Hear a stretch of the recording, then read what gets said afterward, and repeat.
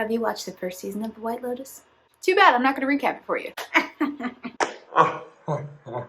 So, in classic White Lotus fashion, a bunch of random people show up to a big fancy hotel and nonsense ensues. Anyway, these two women are on the beach and another woman says, oh, you're gonna love it here. You're gonna love the beach. They're going to be dragging you off of the beach. You are going to die. So our guests arrive on the boat. We can already tell that there's tension. So let's meet the players, shall we? First we have Valentina and Mia, who are locals. This White Lotus hotel is in Sicily, Italy. One of them, Valentina, for certainly has some sort of services that she's been offering out-of-town guests. Mia is new to this, and they are scoping out the new arrivals to the White Lotus Hotel. Next, we have Bert, Dom, and Albie DeGrasso. They're hilarious. Bert is an older man who's just old, but he is flirting with everything in a skirt. They are in Italy to visit, I believe, Bert's grandmother's birthplace, or Dom, Bert's son's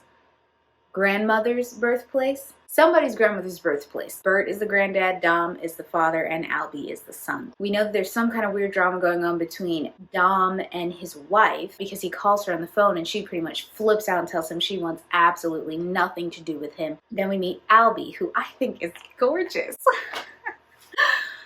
Oh, that's my type. Anyway, so we meet Albie, who is an intern at some kind of tech company on this trip with his father and his grandfather. Now we'll just use Albie to segue into Portia. Now, Albie and Portia meet sitting at the pool. They're just getting to know each other, and more than likely they're going to fall in love and have a little tryst in Italy. Portia is overwhelmed, stressed out. She is a personal assistant to our favorite character, Tanya, who we know from last season. Tanya seems to be the only through line and the only consistent thing between the first season and this new season, other than the fact that it's a White Lotus hotel. Tanya is newly married to her husband, whose name escapes me, the guy that she met in season 1 of The White Lotus. They're having some marital problems, and we're starting to see her go along the path that she did in the previous season, where she feels unloved, unwanted, generally ignored, and lonely.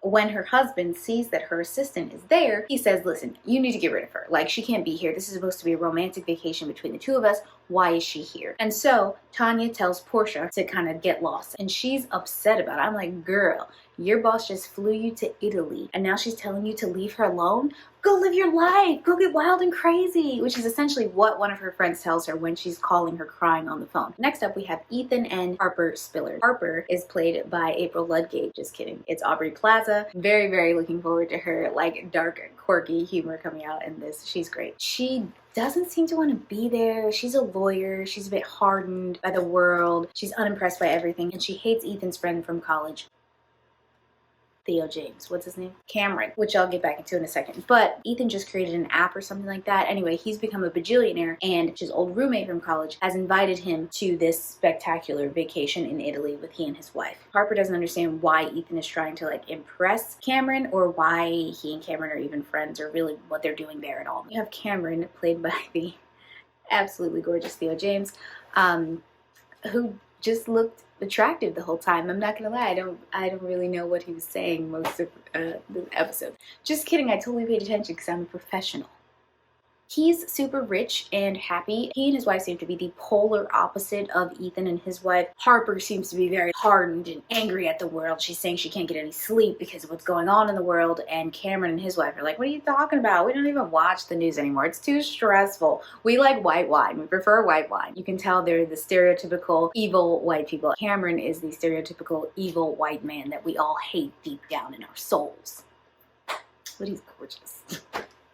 Rounding up the cast in this episode, at least, we know some other cast members show up in the next couple of episodes.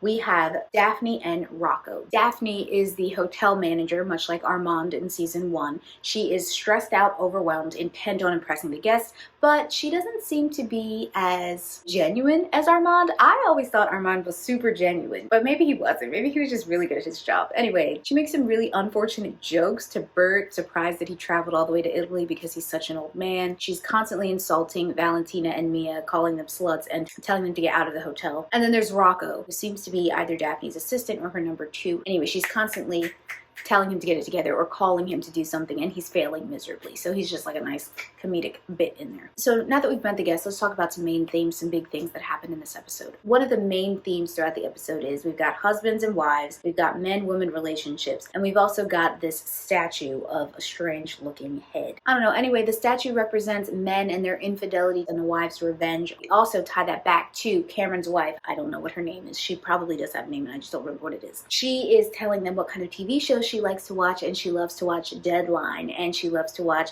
the husbands killing their wives and murdering them in the backyard. Everyone is staring at him when she says that, and he's like, why is everyone staring at me, Cameron? They're like, ha ha ha, we don't know. So clearly there's some themes of husbands killing their wives. We also have the tension between Tanya and her husband. We don't really know what happened between Dom and his wife, but Bert makes a comment at dinner saying something about young women still being interested in older men and looks directly at Dom when he says that. Then later on in the episode, we find out that the man that Valentina and Mia were keeping an eye out for when all of the guests were getting off the boat was Dom. They seem to have some sort of internet online clandestine lovers relationship going on. And well, she does her job at the end of the episode. Another thing that happens in the episode is Cameron doesn't have his luggage. It got left on the plane or something. Ethan offers him some swim trunks. Harper wants to go get suntan lotion. So the two of them go up to the Spiller's room, and he disrobes pretty much in front of / behind Harper. Then Harper tells Ethan about it later on when they're going to bed, and he's like, oh, that's not that weird. He had to change his clothes. And it's like, that's 1000% weird. So that's all the big stuff in this episode. Right off the bat, I loved it. I think it's hilarious. I'm so excited. I loved the first season. I thought it was just witty and great. Obviously, we know it's a murder mystery, but it's also social commentary. It's also a comedy. It's like just a really well put together show. Let me know who you think's gonna die by the end of the season. They say that there are multiple bodies being pulled off of the beach. So who is it? I think it's too early for me to guess right now, but if you have guesses, let me know in the comments below. That's everything I got for this week's episode of The White Lotus, episode 1, season 2. There's lots to talk about, so hit me up in the comments below. As always, like this video if you like this video, comment, subscribe, and click the bell so you can be notified of when we drop reviews about the movies and blah, blah, blah, blah, blah, blah.